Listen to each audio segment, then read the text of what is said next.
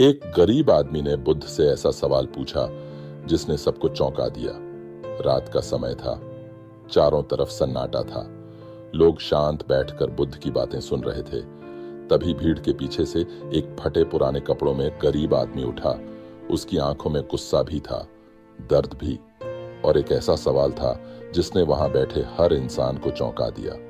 उसने बुद्ध से कहा, अगर भगवान न्याय करता है तो मुझे इतनी गरीबी क्यों मिली? मैंने किसी का क्या बिगाड़ा है?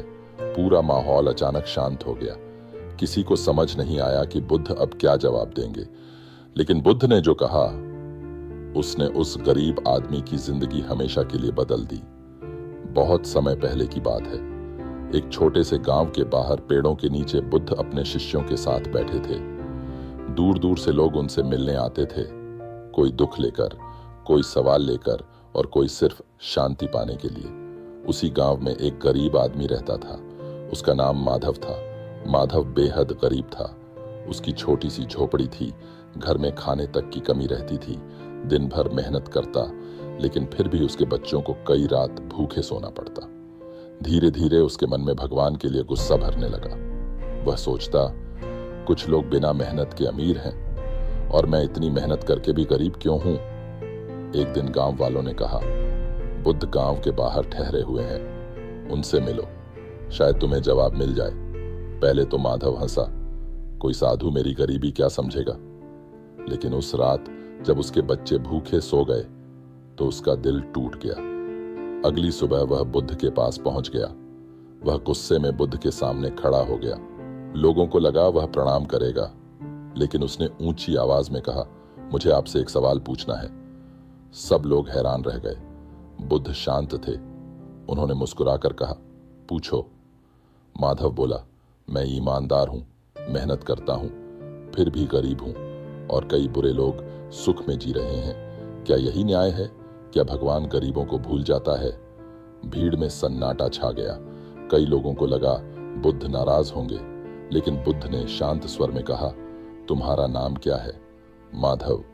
बुद्ध ने पास रखा मिट्टी का एक खाली कटोरा उठाया और माधव को दिया। फिर बोले, जाओ, इस कटोरे में गांव के हर उस घर से एक मुट्ठी चावल लेकर आओ जहां कभी कोई दुख ना आया हो। माधव को यह बहुत आसान लगा। वह तुरंत गांव की ओर चला गया।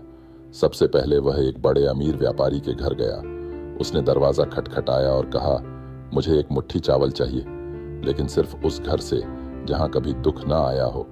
व्यापारी की पत्नी की आंखें भर आईं। वह बोली, कुछ महीने पहले हमने अपना जवान बेटा खो दिया। माधव चुप हो गया। वह दूसरे घर गया। वहां रहने वाली बूढ़ी औरत बोली, हमारे पास पैसा तो है, लेकिन मेरा पति कई सालों से बिस्तर पर है। तीसरे घर में पति पत्नी रोज लड़ते थे। चौथे घर में बेटी बीमार थी। पांचवें घर में भाइयों में दुश्मनी थी। पूरा दिन बीत गया, लेकिन माधव को ऐसा एक भी घर नहीं मिला जहां दुख न हो। शाम हो गई।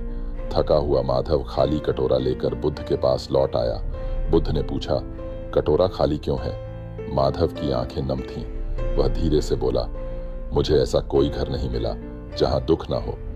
बुद्ध मुस्कुराए, फिर बोले, माधव, दुख सिर्फ तुम्हारे जीवन में नहीं है। हर इंसान किसी न किसी दर्द से लड़ रहा है। माधव चुपचाप सुनता रहा। बुद्ध ने आगे कहा, गरीबी दुख है, लेकिन अमीरी हमेशा सुख नहीं होती। कई अमीर लोग रात भर डर में जीते हैं। कोई अपने रिश्ते खो देता है, कोई अपनी नींद और कोई अपने मन की शांति।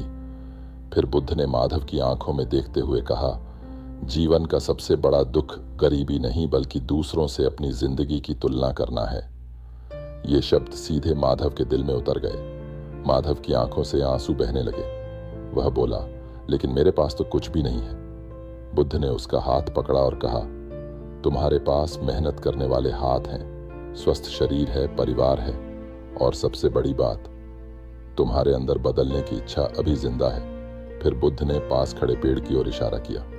देखो इस पेड़ को, यह धीरे धीरे बड़ा हुआ है, हर दिन थोड़ा थोड़ा, लेकिन इसने कभी शिकायत नहीं की कि दूसरा पेड़ उससे बड़ा क्यों है। माधव पहली बार शांत हुआ।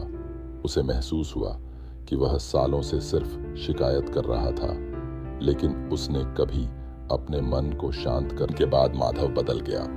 उसकी गरीबी तुरंत खत्म नहीं हुई, लेकिन उसके सोचने का तरीका बदल गया। अब वह हर सुबह शिकायत नहीं करता था। वह अपने बच्चों के साथ हंसने लगा, छोटी छोटी चीजों में खुशी ढूंढने लगा।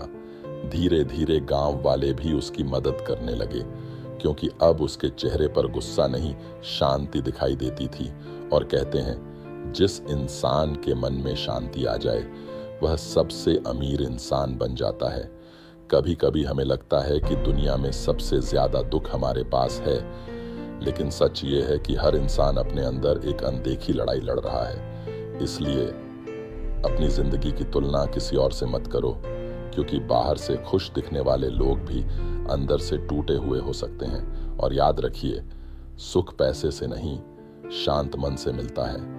अगर इस कहानी ने आपके दिल को थोड़ी सी भी शांति दी हो तो इसे अपने किसी अपने के साथ जरूर शेयर करें, क्योंकि शायद उसे भी आज इन शब्दों की जरूरत हो।